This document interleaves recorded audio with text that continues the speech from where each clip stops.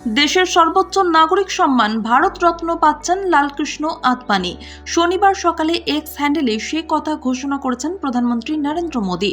তিনি জানিয়েছেন, এই সম্মান প্রদানের কথা জানাতে তিনি আদবানির সঙ্গে নিজে কথা বলেছেন। তাকে শুভেচ্ছা এবং অভিনন্দন জানিয়েছেন প্রধানমন্ত্রী। উল্লেখ্য, ৩ দশক আগে দেশের রাম মন্দির আন্দোলনের সময়ে সংঘ পরিবারের মুখ ছিলেন আদবানি। তাঁর রামরথ যাত্রায় ভর করে হিন্দি বলয়ে উত্থান হয়েছিল বিজেপির।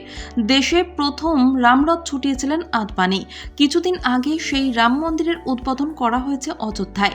আদবানি যে আন্দোলন শুরু করেছিলেন, মোদির হাতে সেই বৃত্তই যেন সম্পূর্ণ হয়েছে গত 22শে জানুয়ারি।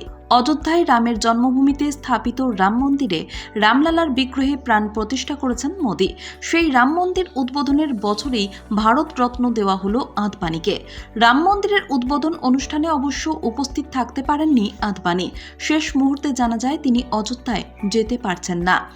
আদবানির বয়স এখন 97। শারীরিক অসুস্থতার কারণে রাম মন্দির উদ্বোধনে যাননি তিনি।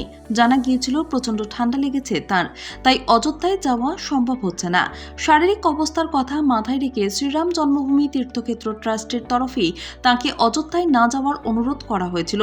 ট্রাস্টের সাধারণ সম্পাদক চম্পত রায় বলেছিলেন, আদবানির বয়সের বিষয়টি মাথায় রাখা হচ্ছে।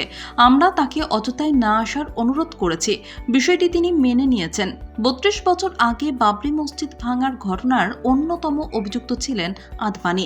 2020 সালে তাকে এবং অন্যান্য অভিযুক্তকে এই ঘটনায় বেকসুর খালাস ঘোষণা করা হয়। আদালত জানিয়েছিল, 1992 সালের 6 ডিসেম্বর এই ঘটনার নেপথ্যে কোনো ষড়যন্ত্র বা পূর্ব পরিকল্পনা ছিল না। গোটাটাই হঠাৎ ঘটে যাওয়া স্বতঃস্ফূর্ত জনরোষের ফল। ঘটনায় মোট অভিযুক্তের সংখ্যা ছিল 49। এর মধ্যে অনেকেই বর্তমানে বেঁচে নেই।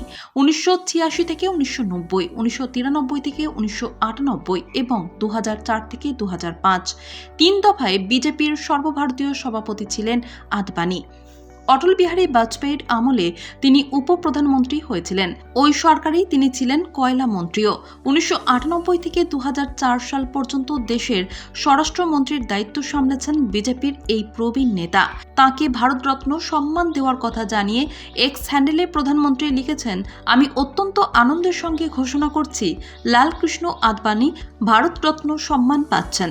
আমি নিজে ওর সঙ্গে কথা বলেছি এবং শুভেচ্ছা জানিয়েছি। দেশের উন্নয়নে ওর অবদান অনস্বীকার্য।